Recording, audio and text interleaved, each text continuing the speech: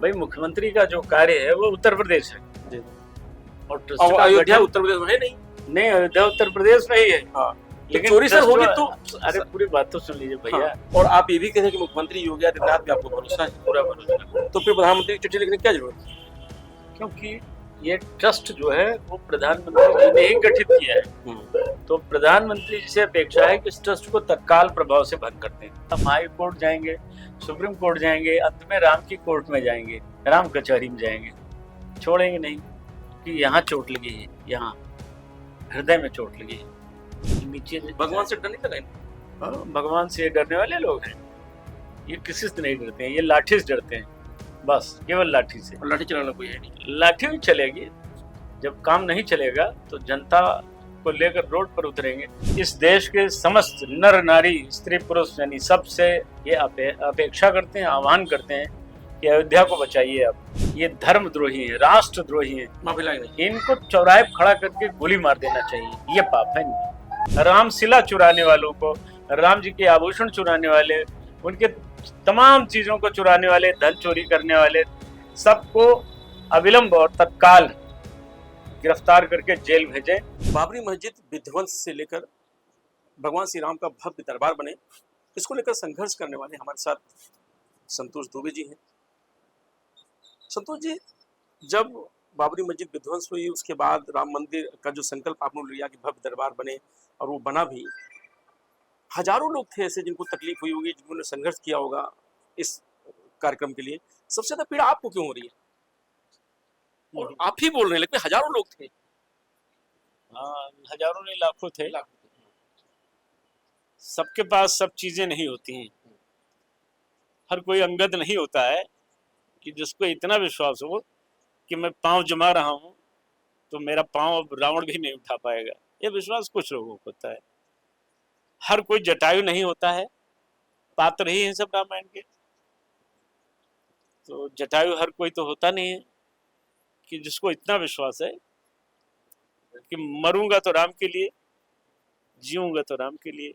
ये विश्वास कुछ लोगों को होता है। निषाद राज श्रृंगवेरीपुर के राजा ने कहा था, समर मरण पुनि सुरसर तीरा, राम काज लग छुटे शरीरा। निषाद वीरों, राम के लिए हम सभी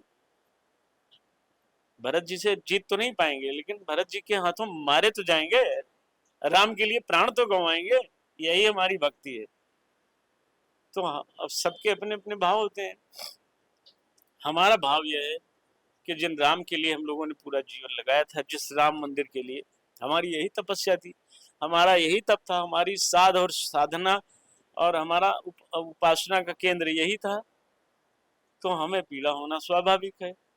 मैंने पूर्व में अभी एक भाई से कहा यही बात कि भाई 50 वर्षीय व्यक्ति का एकमात्र पुत्र 25 साल का हो, नौजवान, और उसका निधन हो जाए, वो अपने कंधे पर अपने नौजवान बेटे को अर्थी उसकी ले जा रहा हो, तो उसको कितनी पीड़ा होगी। ये प्रश्न आपसे भी है, कितनी पीड़ा होगी। ये अंतिम पीड़ा है ना, इससे 1000 गुना अधिक पीड़ा मुझे है। अब इससे आप मेरे दर्द का अंदाजा लगा सकते हैं सहज रूप से, क्योंकि जिन राम को लोग धन वहां चढ़ावा चढ़ाते हैं, देते हैं, राम के नाम पर प्राण देते हैं, रक्त देते हैं, आभूषण देने वाला बड़ा नहीं है, धन देने वाला बड़ा नहीं है, जो उनके नाम पर प्राण देता है वो बड़ा होता है। राम कथा में वीर जटायु का अपना अनुपम स्थान, सबसे बड़ा स्थान है साहब। एक पक्षी ने अपने प्राण गंवा दिए। सब उसमें मंथरा का कैरेक्टर एक अलग हो सकता है, लेकिन जटायु का एक बड़ा स्थान है। मैं नहीं कह रहा हूँ, गोस्वामी जी ने लिखा। इस तरह से जिन लोगों ने इस आस्था को छीन लिया, इस आस्था को लूट लिया, डकैती डाली, उसके लिए जांच होनी चाहिए। ये जांच का विषय है। उनको चौराहे पर खड़ा करके पेट्रोल डाल करके जिंदा जला देना चाहिए। इन्होंने वो पाप किया है। इन्होंने अरबों हिंदुओं की आवाज को, जो धर्ममयी आवाज है, उस पर तेजाब डाला है। इनको बख्शने का समय नहीं है। 10 लाख कार सेवक, पूर्व महारानी जयराज कुंवर, पंडित देवी दीन पांडे, राम अचल गुप्ता, वासुदेव गुप्ता, राजेंद्र धरकार, कितने नाम गिनाओ, रमेश पांडे, शरद कोठारी, राम कुमार कोठारी, कभी पूर्णिमा कोठारी का दर्द पूछा चंपत राय ने? पूछा कभी राजेंद्र धरिकार के परिवार से? 4 आना दिया कभी? केवल सत्ता की मलाई राम जन्मभूमि के नाम पर लुटाई, ये कैसे चलेगी? तो ये दर्द है। राम के नाम को तो आपने भुनाया, वहां तक ठीक था। राम के मंदिर में डकैती डालेंगे आप, फिर लठैती करेंगे, बकैती करेंगे, FIR नहीं दर्ज होने देंगे। इसलिए हमने प्रधानमंत्री जी को शहीद हो गए लोग इस पूरे कार्यकाल में, जब तक भव्य राम मंदिर बना तब तक के लिए, तो उनकी आत्मा कितना चकोट रही होगी ये सुनकर के कि जिसके लिए उन्होंने संघर्ष किया और आज उसका इतना बहुत पीड़ा हो रही होगी। बिल्कुल। और मैं लगातार कहते आ रहा हूँ, आप तो अपनी बात कह सकते हैं। हम तो जीवित हैं कह रहे हैं। आप चिंतन करिए कि पंडित देवी दीन पांडे, महारानी जयराज कुंवर, भीटी के राजा, ये सब होते आज मान लीजिए, या अभी उनकी आत्मा यहाँ आ जाए और अयोध्या वासियों से सवाल करे, खास करके उन बाबाओं से जो जटा जूठ रखा करके माला चंदन लगा के और डकैतों चोरों की तरफदारी कर रहे हैं, यानी ये सब चोरी में शामिल लोग हैं, यही तो कहा जाएगा। SIT को इन बाबाओं से पूछना चाहिए कि तुम सफाई क्यों दे रहे हो, क्या कारण है? जांच को प्रभावित कर रहे हो, तुम IT सेल बने हुए चोरों के। तो पहले इन बाबाओं की जांच होनी चाहिए जो देश के विभिन्न राज्यों से चोरी चंडाली करके अयोध्या में जटा जूट रखा के रह रहे हैं, जो मठ मंदिरों को कब्जा करके बैठे हैं।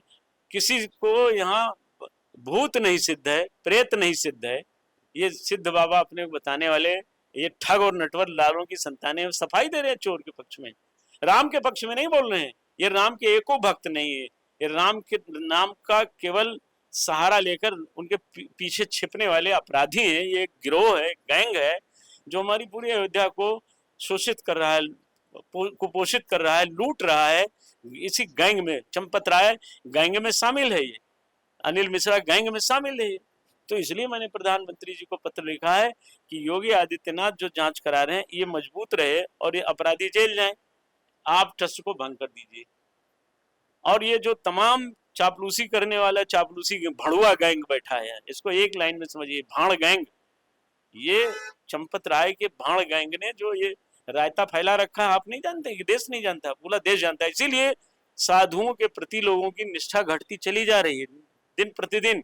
जिन गांवों में जाते थे बाबा लोग तो लोग दंडवत प्रणाम करके रोकते थे, आज उन्हीं बाबाओं को उन्हीं गांवों में लकड़ सुंघवा कहकर लोग मार डाल रहे हैं। आपको नहीं लगा कि जिनके प्रति आप बोल रहे हैं, चंपत राय की बार बार बात कर रहे हैं, प्रधानमंत्री मोहन भागवत, योगी आदित्यनाथ तक नाम नहीं ले पा रहे हैं उनका, और आप बार बार उनका नाम ले रहे हैं? चंपत राय जो डरेगा वो नाम नहीं लेगा, और जो ईमानदारी से रहेगा वो काम करेगा, बोलेगा। कहाँ इतना डर है, इतना पावरफुल आदमी है चंपत राय? जरूर है, जरूर है, तभी तो लोग डर रहे हैं। हाँ, मतलब योगी आदित्यनाथ इस राज्य का मुख्यमंत्री हो, बहादुर मुख्यमंत्री हो, वो असहज हैं, असहाय हैं। अब आप अंदाजा लगा लीजिए कितना पावरफुल आदमी है। इतना पावरफुल आदमी है कि 1250 रामशिलाएं गायब कर दिया इसने। और परमहंस रामचंद्र दास जिन्हें पूरी दुनिया प्रतिवाद भयंकर कहकर के सम्मानित करती थी, वो 3 महीना FIR के लिए दौड़े और थक गए, नहीं करवा पाए। 10 दिन मैंने भी जोर लगाया था, तब हम इतना जानकार नहीं थे, जानते नहीं थे कि चोरों को पकड़ने का रास्ता क्या हो सकता है। अब तो पता लग गया, ये भी होता है, ये भी होता है, ये भी होता है। और आप समझिए कि भारतीय जनता पार्टी के 2 सांसद, पूर्व के सांसद, वो बैकफुट पर आ गए।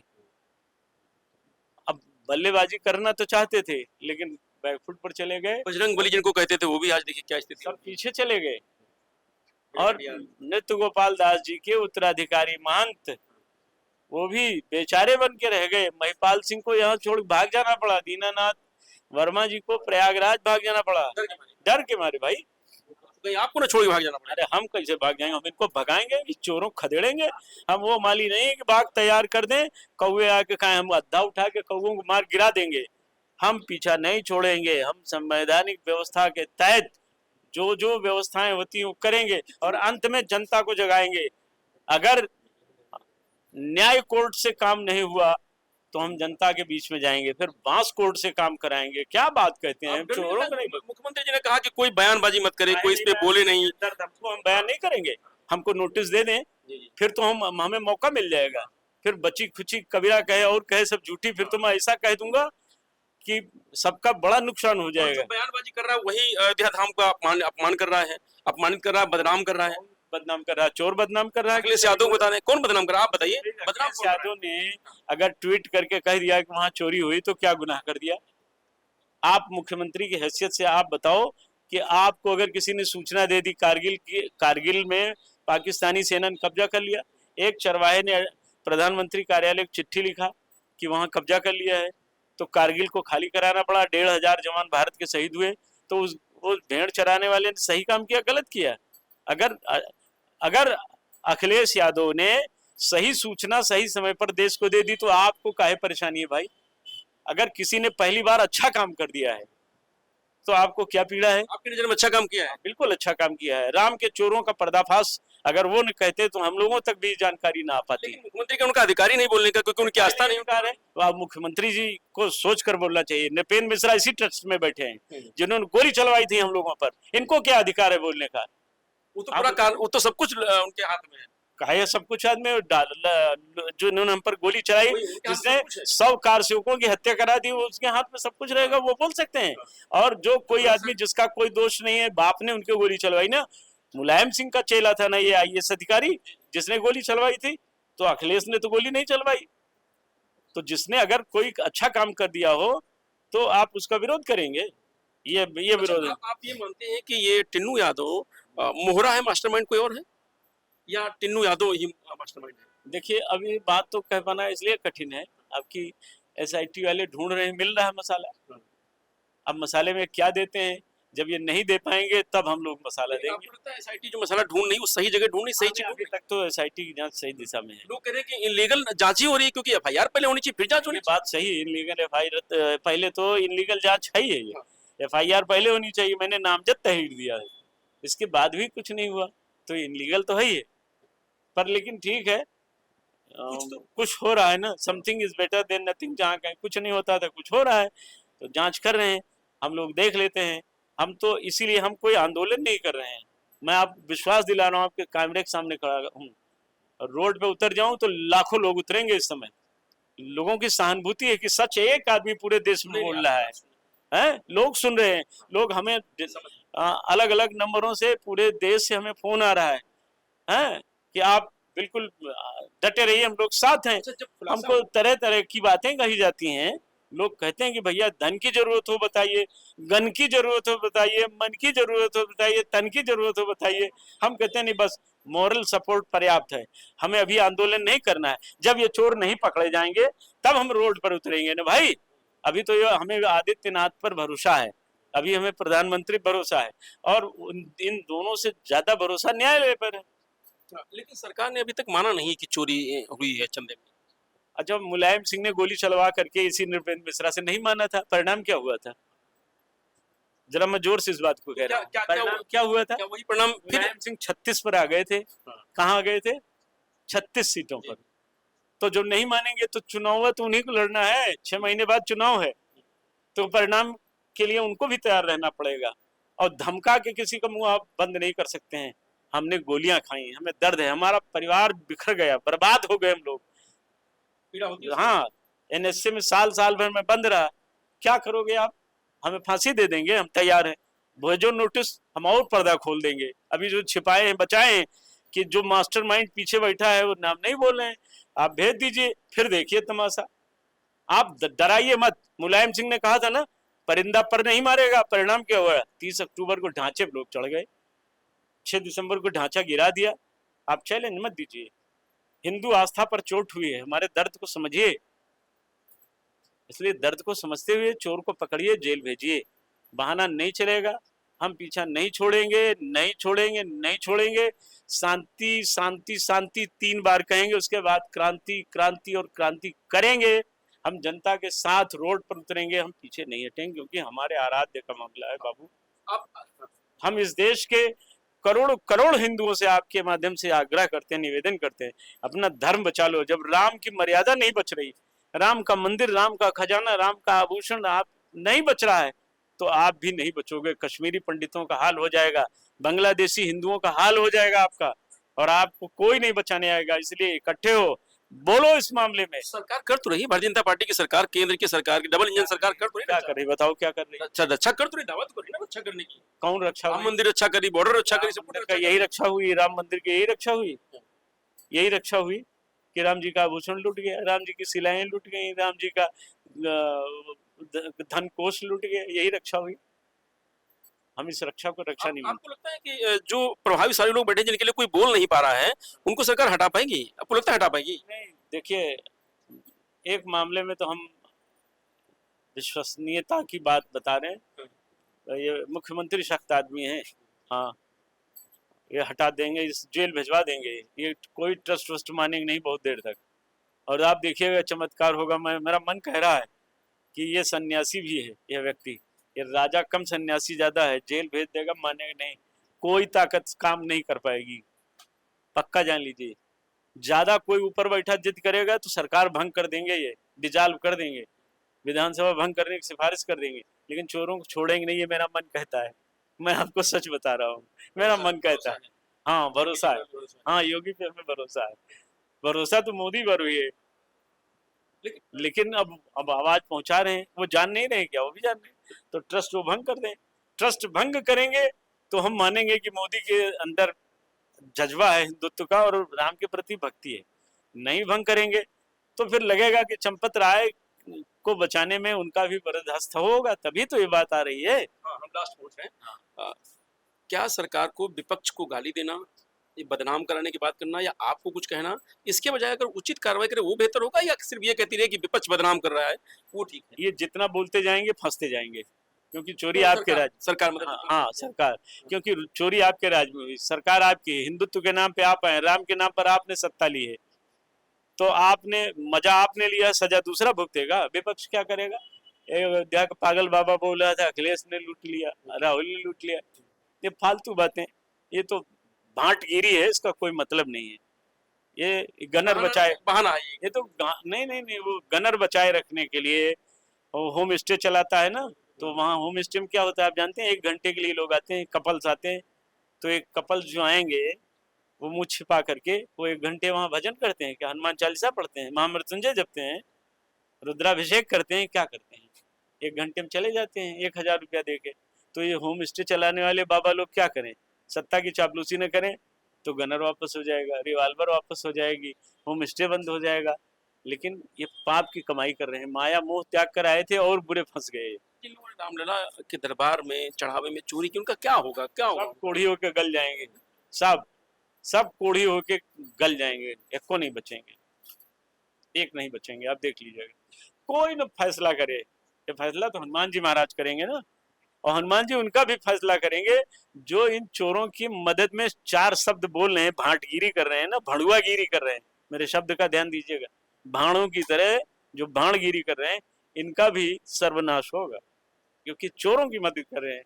और आप मंदिर के महंत हो और मंदिर में चोरी हो रही है, आप भी एक मंदिर के महंत हो और आप चोरों के, राम जी के चोरों को आप प्रोत्साहित कर रहे हो, उनका संरक्षण संवर्धन कर रहे हो, तो राम जी नहीं देखते हैं? घट घट की बात जानते हैं, मेरे प्रभु जानते हैं बात घट घट की, सब जानते हैं। तो कब से भगवान रामलला के दर्शन नहीं किया? अब अभी तो 15 दिन हो गए, जिस दिन इससे पहले घटना से पहले आपने? हाँ बस उसके, हाँ उसके अब तभी जाएंगे जब रामलला चमत्कार करेंगे, होगा चमत्कार, आप देखिएगा। मुझे तो बल उन्हीं से मिला है, मुझे तो आके एक संत ने कहा, अब वो फिर उसके बाद मिले ने, उन्होंने कहा कि इस पर तू बोल, ये सब चोर हैं, कुछ नहीं कर पाएंगे, जो करने की कोशिश करेंगे सब मिट जाएंगे, एक्सीडेंट हो जाएगा, मर जाएंगे, जो तुम्हारे खिलाफ जाएगा उसका सर्वनाश होगा, तुम बोलो, सच बोलो, सच की राह पर हो।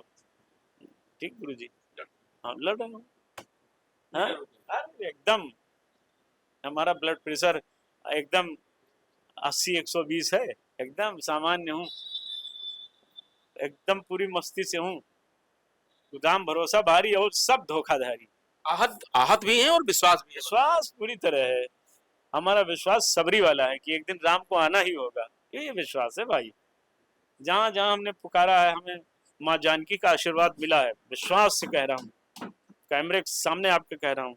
इस धन की चोरी में, इस धर्म की चोरी में, इस राम जन्मभूमि के मंदिर निर्माण में घपला करने वाले राम शिलाएं चुराने वाले एक नहीं बचेंगे, सब गल जाएंगे। निर्माण में भी चोरी हुई है। पूरा 40% कमीशन लिया गया है भाई। हाँ, ये तो मतलब किस किस एंगल पे हुआ है भ्रष्टाचार, आप गिना।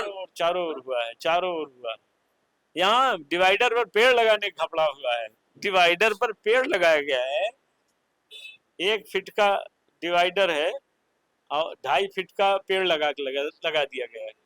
डिवाइडरवा के बाहर पेड़ है, सब सूख गए। 2.5 लाख 2 लाख 50 हजार का पेड़ लगा दिया गया, सब सूख गया। ये घोटाला हुआ। अरे घोटाला उसको अभी हम नहीं बोलना चाह रहे हैं। हम आपको यहाँ बड़ा घोटाला तब दिखाएंगे जब इसमें कार्यवाही नहीं होगी, तब खोलेंगे।